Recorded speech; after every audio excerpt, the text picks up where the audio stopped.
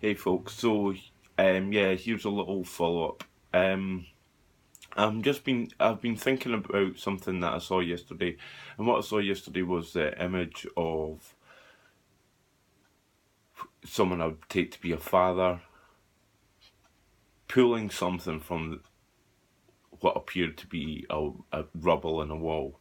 And it was just a little black object, and he started digging away, and he was pulling and pulling, and then a child appears. A child appears out the rubble, and it's a wee baby. And this is obviously, it was in Syria, and this child had been pulled from the rubble, resulting from an explosion, a bomb being dropped. And I want to talk about that. So I want to talk about the deaths of children and, children being exposed to that kind of treatment, inhumane treatment, bombs dropped on them. I want to talk about the deaths of children, the refugees. I want to talk about drowned refugees. And I want to talk about the death of Prince, you know, and how we perceive what is happening in our own lives directly because of what we're spoon fed through our media, and what we perceive is happening globally because of what we're spoon fed through our media. Um, there seems to be a hierarchy in our news, a deliberate hierarchy of what is important and what isn't important. And one thing that strikes me, and it's an obvious media tactic, is that when we hear of the deaths, I'll take for example the I don't even have to use the sentence, the 500 refugees that drowned last week. This isn't an isolated incident. This is happening constantly. Hundreds of people every single day are arriving. Hundreds up to thousands every day arriving through on into Europe, and now they're being sent back to Turkey where they're being shot, where there's now cases of refugee children being shot. And so let's just think about it, let's put it into perspective. How would you or I feel if we had to dig our child from the rubble? One, digging your child from any form of rubble would be quite a traumatic experience, but imagine digging your child from rubble as a result of a fucking bomb, and how you would feel. We all know how we'd feel. We'd be panic stricken. We'd be beside ourselves. We'd be fucking inflamed, trying to save our child, and we'd be panicked because we'd be in fear of our own lives. But none of this is portrayed in our media, because we've created a paradigm has been created where warfare is a necessity. And it's only a necessity for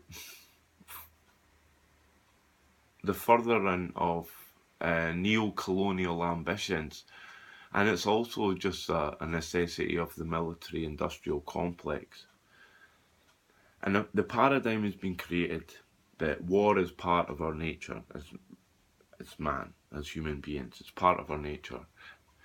It's also been created that war has always existed. So there's no way around it. It's an inevitability as much as homelessness and poverty are. But these themselves are manufactured by design because of the state we live in. So, war is not a necessity. So if war is not a necessity, a baby being dug from the rubble in Syria is not a necessity. People in Palestine not being able to drink, having no access to clean drinking water, while simultaneously being bombed by F-16 bombers and persecuted in the most violent of fashions by a military occupying force, is not a necessity. These things are paradigms that have been created to necessitate the existence of these types of states. And yeah, so we're talk about that. These people are human. The people the people that died upon these boats weren't just willfully jumping on these boats to go on a jolly to get to Europe to exploit the benefit system when they finally get to the UK, which we all know is pretty non-existent, because we know about exploiting the benefit system here, don't we? Such an easily exploitable thing.